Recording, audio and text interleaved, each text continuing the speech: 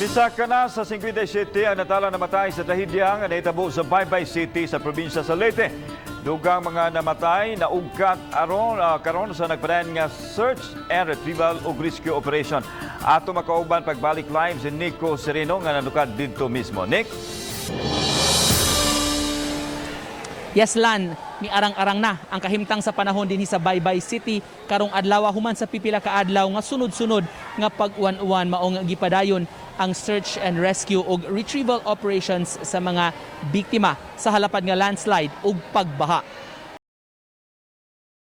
Sa Barangay Bunga, gipadayon karong adlaw ang search and retrieval operations sa mga biktima sa landslide. Pasado alauna kaganihang hapon na ugkat ang patayng lawas ning duha ka mga bata nga natabunan sa lapok. Nakita ang ilang lawas pipila ka metros gikan sa lokasyon sa ilang balay nga natabunan sa yuta. Unang nakitaan ang lawas sa 7 anyos nga si Johanna Martinez nga naalsa sa backhoe. Pipila ka minutos ang nakalabay na ugkat usab ang lawas sa manghod nga si Angeli 5 anyos. Ang inahan sa mga bata igo na lang sa pagdangoy-ngoy pagsudong sa lawas sa iyang mga anak. Wala siya sa ilang balay ni ato higayuna kay nagtrabaho. Kaganihang buntag, una nasab na ugkat ang patayng lawas sa amahan sa mga bata nga si Jessie. Be, padayon na lang sa inyo. Maglakaw, kapal sa atong anak. Diyan sila nagsijuan na. Kung asa mo paingon tay, tatay ko. Kaya tatay naman. Matud sa mga rescuers, maayo na lang ang sitwasyon sa panahon karon kay wala na mag-uwan-uwan sugod karong adlaw. Ang iyang kuan ragasa kay diri man papaubos.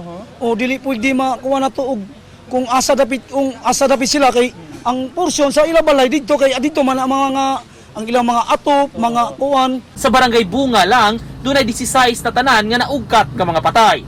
Apan may usa pa nga missing caretaker sa usa ka poultry nga padayon nga gipangita. Domingo sa gabi nahitabo ang pagkasiak sa dakong parte sa bukid dinhi sa Purok 3 Barangay Bunga. Makita nga nahapay ang gibana-banang moabot sa 15 ka mga Pinoy anan diri. Doon na pay fish pond ingon man poultry nga nahimutang sa dapit. Karong adlaw misaka na sa 47 tanan ang nakuhang patayng lawas sa 5 ka mga barangay nga apektado sa landslide. Kapin 140 pa ang missing sa pagkakaron. Matud ni Mayor Jose Carlos Cari, usa sa labing naapektuhan ang bukirang barangay sa Cantagnos nga halos mahurot ang mga balay. Halapad nga parte sa bukid ang midahili ug mitabon sa mga panimay. Makita sa hulagway gikan sa LGU ang halapad nga parte sa midahiling yuta gikan sa misiak nga bahin sa bukid. Itandi kini sa itsura kaniadto sa maong barangay sa wa pa mahitabo. Dunay moabot sa 700 ang populasyon sa barangay. Magagawa tayo ng temporary shelter nila doon sa malapit sa livelihood nila, no? Kapitan sa barangay emosyonal gihapon sa pagkakaron. Di siya makatuo sa trahedya nga nahitabo sa ilang dapit o gani siya mismo doon na pay missing nga mga family members. Apan kinahanglan nga magpakalig-on sa mga ginsakpan. Kay Sir Roy, kay mga tao, dyan may mag-expect nga, yun na mahitabo. Sukat-sukat, daw man sila mahitabo, mag-landslide, diha ang lugar.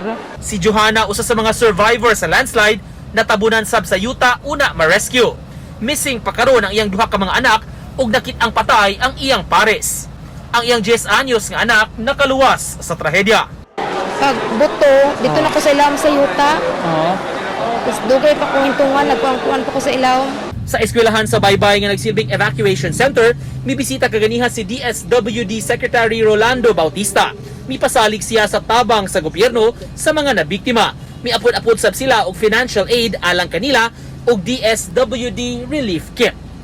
Ang National Housing Authority, ayan po ang inutusan ng ating presidente na magtayo ng pabahay para doon sa mga pamilyang kailangan ilikas na sa sinasabi nating danger area.